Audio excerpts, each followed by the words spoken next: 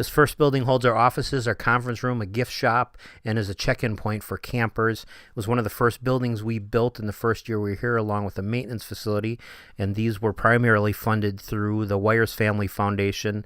My wife and I worked for American Medical Security when we first moved north from Chicago to Green Bay on our way to come up to Crivets, and they got to know Ron Wires and Colleen, and they've been good to help us over the years, introduce us to people like the Schmidt family, the Hilliard family, who their foundations also helped us over the years. So this building is named after the Wires family. We are thankful for all the help they have given us. This building is the factory. The factory is the arts and crafts studio and is very important to the future of Camp Daniel. We'd like to have a number of these on the property where we have a place for people with disabilities to create art, sell art, and show art. And it is themed up like an old factory. You're seeing some of the bathrooms that are next to the craft cabin, and the reason we show you those is just to see how they're decorated, and that we use a lot of end lots from builders.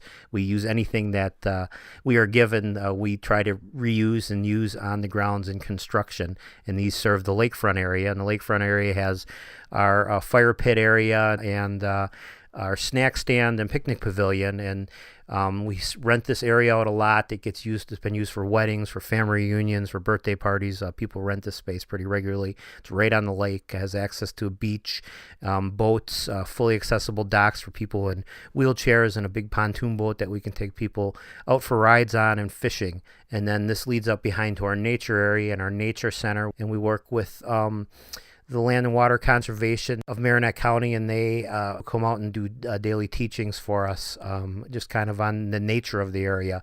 And then there's behind that area, there's nature trails and a pavilion that's used for teaching behind this building on the walks.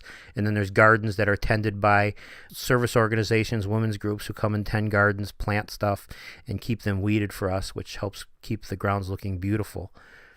This adjoins the area where we have our group home. It's called the Hartley House, named after a camper. We have 4 residents with developmental and intellectual disabilities who live upstairs, and then there's another bedroom that houses any of our year-long interns who come for our leadership program. And right now we have 1 female who lives up there, and then my wife and I live down in the basement. We raise 2 kids down there, and overall it's a 4,000 square foot house, actually 2 homes in one, basically.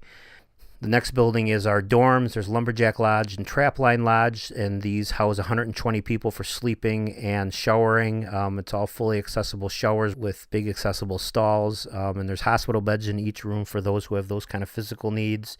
Places to plug in electric wheelchairs, plenty of space, more than your typical camp. These were partially funded through the Green Bay Packaging and the Kress Family Foundation. I've gotten to know John Kress over the years, and they've been really good to us and introduced us to other people who have helped to do some of the construction, like Fisher Framing, amongst a lot of other smaller companies that helped us out with these buildings.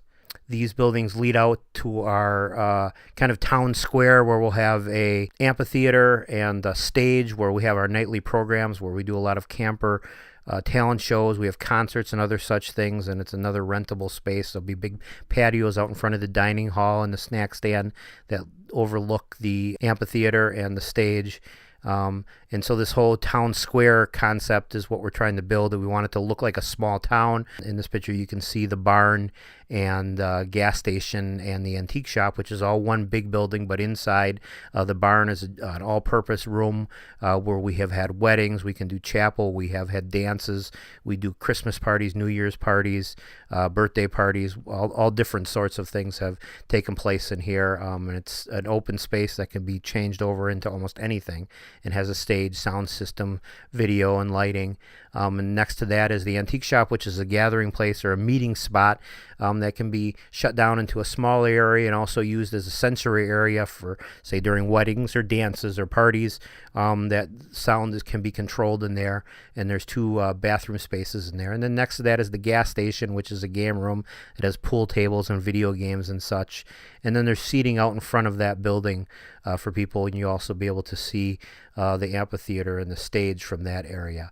And then down below in that building is really the best part of that building is our big maintenance facility, because we really wanted to invest in maintenance and upkeep of the things that we have been given over the years.